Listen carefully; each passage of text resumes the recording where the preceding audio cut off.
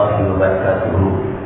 نحمد الله العظيم ونصلي ونسلم على رسول الكريم أما بعد. فقد قال الله تعالى في كلامه القديم: أعوذ بالله من الشيطان الرجيم. بسم الله الرحمن الرحيم. إن الدين عند الله الإسلام إلى آخر الآيات. கண்ணியத்திற்கும் மிகுந்த மரியாதைக்கும் உரித்தான மேலான பெரியவர்களே, வாதத்திற்குரிய சகோதரர்களே, கண்மணி நாயகம் ஸல்லல்லாஹு அலைஹி வஸல்லம் அவர்களின் கண்ணியமான உம்மத்துமார்களே, ரப்புல் ஆலமீன் அல்லாஹு தஆலா இந்த உலகத்தில் நாம் மனிதன் என்கிற அந்த தன்மையை கடந்து புனிதனாக சிறந்தவனாக வாழ்வதற்கு அல்லாஹ் கொடுத்த நெறிமுறைதான் தீனுல் இஸ்லாம் என்னும் இஸ்லாமிய மார்க்கம். இஸ்லாமிய மார்க்கம் என்பது ஒரு மனிதனை நல்ல மனிதனாக ஆக்குவதற்கு வழிவகுக்குகிறது. ஒரு சாதாரண மனிதரை மக்களால் போற்றப்படக்கூடிய, படைத்தவனால் புகழப்படக்கூடிய மனிதனாக மாற்றுவதற்கு அது யுக்தியை தருகிறது, சக்தியை தருகிறது. அல்லாஹ் குர்ஆனில் இன்று ஓதிய சுபுகளை ஓதிய வசனத்தில் அல்லாஹ் ஒரு வசனத்தில் இப்படி சொல்வார்: இன்ன தீன இன்தல்லாஹில் இஸ்லாம்.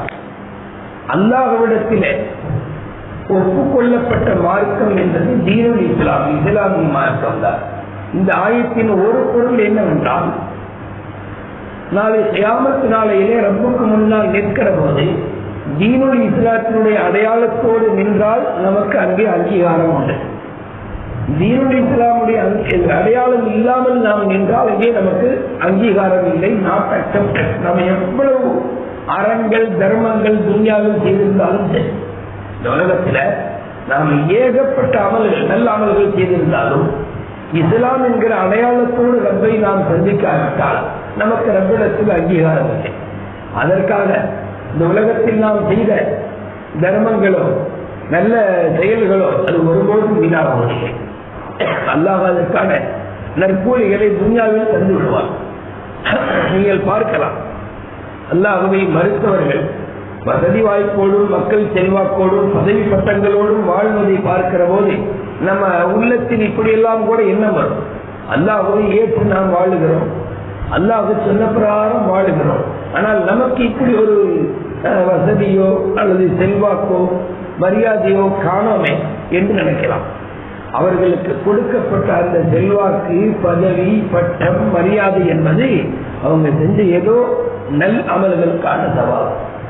மறுமையில் வரும்போது அவர்களுக்கு அது எதுவுமே இருக்காது. ஆனால் நம்முடைய வாழ்க்கையில் இந்த துன்யாவிலே நாம் வாழ்ந்து ரப்பை சந்திக்கிற போது ரப்பிடத்தில் தான் நாம் செய்த சிறிய அமல்களுக்கும் நன்மையை பார்க்கலாம், பெரிய அமல்களுக்கும் நன்மையை பார்க்கலாம்.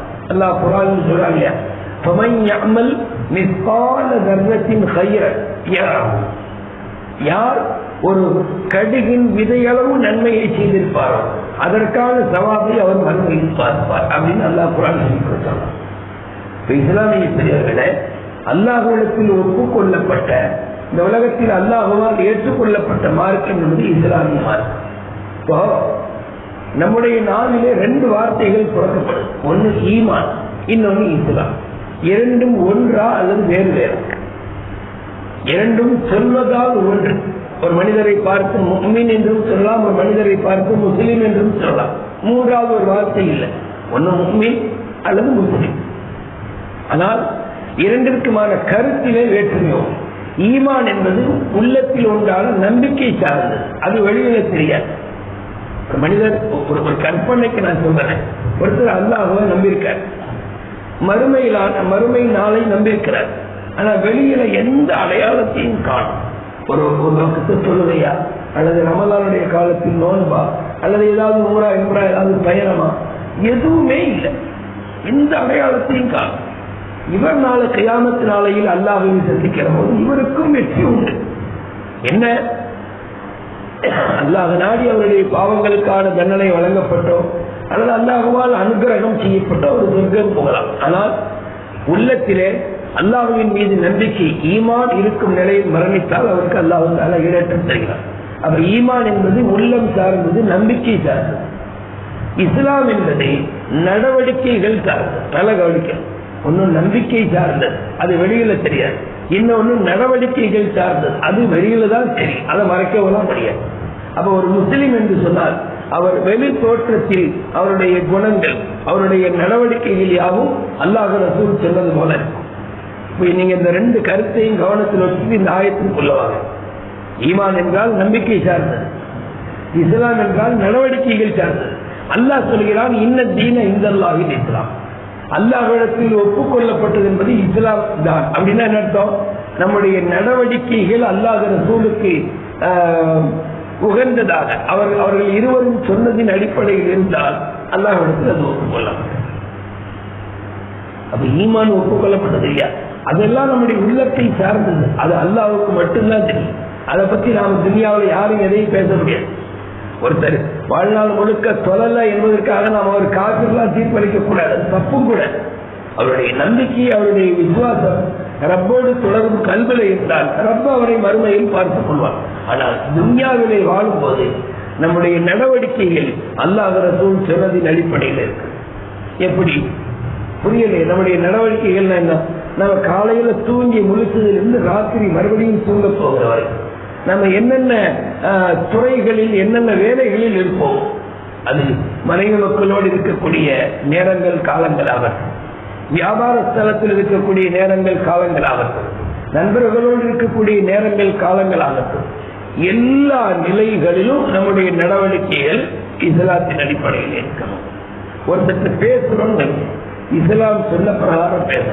என்னங்க இஸ்லாம் பேசக்கூடவா சொல்லிக்கிறது? ஆமா, இஸ்லாம் என்பது நம்முடைய நடவடிக்கைகளை பார்த்து பேசுகிறது என்று நம்முடைய நடவடிக்கைகளை ஒன்று பிறரிடத்திலே பேசுவது, பிறரிடத்திலே பழகுவது, பிறருக்கு நாம ஏதேனும் ஒரு உதவிகள் ஒத்தாசைகள் செய்வது, இவை எல்லாவற்றிலும் இஸ்லாம் மிக அற்புதமான வழியை காட்டுகிறது.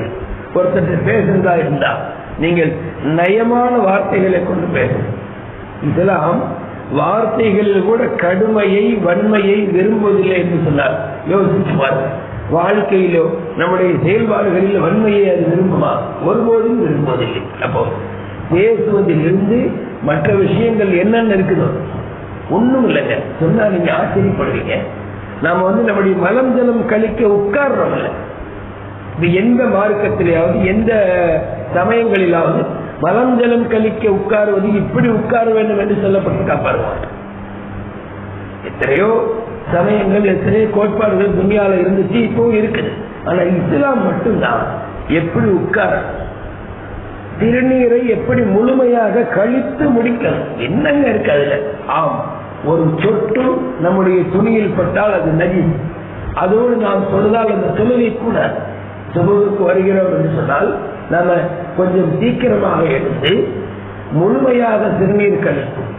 முழுமையாக சிறுநீர் கழிப்பது எப்படின்னு நமக்கு தெரியல. அருமை நாயகம் சொல்றாங்க, நீங்க சிறுநீர் கழித்த பிறகு கொஞ்சம் கணையுங்கள் அப்படின்னு கணையுங்கள். ஏன்? மிச்ச மீதி உள்ள சொட்டுகள் எல்லாம் ஆச்சரியமா இருக்கு. இது நாம பயான்ல ஏன் சொல்றோம் அப்படின்னா, முஸ்லிம்கள் இதை விளங்கணும். அவசர அவசரமா சிறுநீர் கழிச்சுட்டு வந்துடக்கூடாது. சொட்டுப்பட்டுகள் ஏதாவது இருந்து நம்முடைய கையிலோ நம்முடைய உடலிலோ பட்டு விட்டால் அது நஜீஸாகவே இருக்கும். நம்ம எப்ப குளிக்கிறோமோ அப்போ வரைக்கும் அது நஜீஸா, குளிச்சுட்டா அது ஓகே. அப்போ சிறுநீர் கழிக்க எப்படி உட்கார, முழுமையாக எப்படி சிறுநீர் கழிக்க, தலையை எப்படி சீவணும், செருப்பை எப்படி போடணும், எப்படி கலட்டணும், சுமாரம் இப்படியெல்லாம் எங்கேயும் வரிகளில் கூட கிடையாது. செருப்பை வலது காலில் முதலில் போடுங்கள், இடது காலை முதலில் கலட்டுங்கள். ரொம்ப அற்புதமா பாத்ரூமுக்குள்ள போகும்போது என்ன காலை எடுத்து வச்சுப்போம். ஏங்க இதுல என்னங்க இருக்கு? அவசரமா ஒருத்தனுக்கு பிஷா போறது, ஏதாவது ஒரு காலை வச்சுட்டு போக போனா போய்க்கலாம். ஆனால் இஸ்லாமிய அடிப்படையில் போவதாக இருந்தால் வலது காலை இடது காலை முன்வைத்து செல்லுங்கள், வெளியில் வரும்போது வலது காலை முன்வைத்து வாருங்கள். எவ்வளவு அற்புதமான விஷயம். வலது கையில் தண்ணீர் குடிப்பது, இது ஏற்கனவே நான் பேச நடத்துறது. வலது கையில் தண்ணீரோ சாயாவோ எதுவும் வலது கையில் குடிப்பது. நிறைய முஸ்லிம் சகோதரர்கள் நம்ம ஊர்ல இல்லை, நம்ம ஊர்ல தான் இருக்கோம், வெளியூர்களில் உள்ளவங்க இடது கையில தண்ணீர் குடிப்பதை டீ குடிப்பதை பார்க்கும்போது மனம் உண்மையிலேயே கண்ணீர் தான் வலிக்குது. கண்களில் கண்ணீர் வரல, அந்த அளவுக்கு நமக்கு இலகிய மனசு இல்லை. ஆனா உள்ளத்தில் அந்த நேரத்தில் பார்க்கும்போது நாம் ஒரு ஆள், நம்ம ஊர்ல ஒருத்தர் இடது கையால டீ குடிக்கிறார், இடது கையில தண்ணீர் குடிக்கிறார், என்ன பழக்கம்? மார்க்கம் அதை விரும்பவே இல்லை. ஒரு சஹாபி வந்து இடது கையில குடிக்க போனாங்க. ரசூலுல்லாஹ் சொன்னாங்க, தம்பி வலது கையில குடி. இல்ல நான் இடது கையில தான் குடிப்பேன்னு அவர் படாரு கொஞ்சம் அடமா பேசினார். நபி சொன்னாங்க, இனிமேல் ஒரு நாள் வலது கையால் குடிக்க முடியாது. ஏன்னா நபி இல்ல, நபியுடைய சொல்லுக்கு டக்குன்னு மாறு சொல்லக்கூடாது. சரி நாயகமே சொல்லணும், அல்லது அமைதியா இருக்கணும். இல்ல நாயகமே என்னால வலது கையில குடிக்க முடியாது.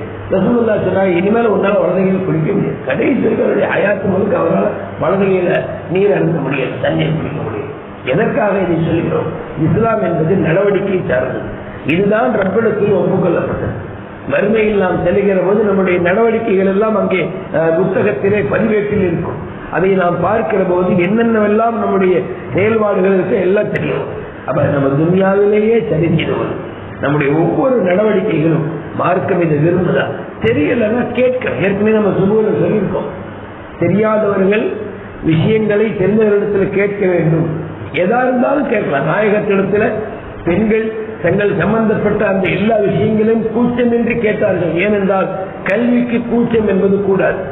அதே போல சஹாபாக்கள் எல்லாவற்றையும் கேட்டார்கள். நாயகமே இதற்கு என்ன பொருள், இது எப்படி செய்யும், அது எப்படி செய்யும். எந்த அளவுக்கு தான் பெருமானாரால் வளர்க்கப்பட்ட சஹாபாக்கள் பின்னால அரசவைகள், மிக பெரிய பெரிய அரச சபைகளில் சென்ற போது கூட சுன்னத்திற்கு மாற்றமாக எந்த அமலையும் செய்யல, மார்க்கம் செல்வதற்கு மாற்றமாக எந்த அமலையும் செய்யல. ஒண்ணும் இல்லை. ஒரு அரச சபையில் ஒரு சாதி அமர்ந்து உணவு உண்ணுகிறார். உணவின் சில பருக்கைகள் கீழே விழுந்தது. அவர் குனிந்து இடது கையால் எடுத்து அதை சுத்தம் செய்து சாப்பிடுகிறார். அருகில் இருந்தவர் கேட்கிறார், என்னங்க அரசு சபையில போய் இன்டீசென்டா நடக்கிறீங்க, டீசென்ட் இல்லாம நடக்கிறீங்க. அந்த சாதி சொன்னாரு, நான் இந்த மடையர்களுக்காக என்னுடைய ஹபீபாகிய முஹம்மது ரசூலுல்லாஹி ஸல்லல்லாஹு அலைஹி வஸல்லம் சுன்னத்தை விடுவேனா என்று கேட்டார். நம்ம என்னைக்காவது எங்கேயாவது ஒரு வெளி இடத்துல உட்கார், நம்ம வீட்டுல சாப்பிடும் போது என்னமோ நல்லபடியா இருக்கலாம், வெளியில் சாப்பிடும் போது நாம இது போல விஷயங்களை பராமரித்து பேடி இருக்கிறோமா? அப்ப வெளியிலும் உள்ளேயும் தீனுல் இஸ்லாம் தான். வெளியில ஒரு மாதிரி, உள்ள ஒரு மாதிரி, மக்கள் மத்தியில் ஒரு மாதிரி, தனிமையில் ஒரு மாதிரி, அயல் நாடுகளில் ஒரு மாதிரி, உள்நாடுகளில் ஒரு மாதிரி, ஐரோப்பியாவில் ஒரு மாதிரி, ஆசியா கண்டத்தில் ஒரு மாதிரி. அப்படி கிடையாது. இஸ்லாமிய மார்க்கம் நடவடிக்கைகள் அடிப்படையில் உலகம் முழுவதிலேயும் நாம் முஸ்லிம்களாகத்தான் வாழ வேண்டும். இன்ன தீன இந்தல்லாஹி இஸ்லாம். நிச்சயமாக தீன் என்பது அல்லாஹ்விடத்தில் இஸ்லாமிய நடவடிக்கைகள் மாத்திரம்தான். ரப்புல் ஆலமீன் அல்லாஹ் தஆலா நம்முடைய நடவடிக்கைகளை, நம்முடைய செயல்பாடுகளை, சொற்களை அவனுக்கு பிடித்தமானதாக ஆக்கியர்கள் புரிவானாக. மூமின்களாக வாழ்த்து, முஸ்லிம்களாக வாழ்த்து, முஸ்லிம்களாக பிடித்தவர்கள் சொல்வானாக. ஆமீன் ஆமீன் யா ரப்பல் ஆலமீன். அஸ்ஸலாமு அலைக்கும்.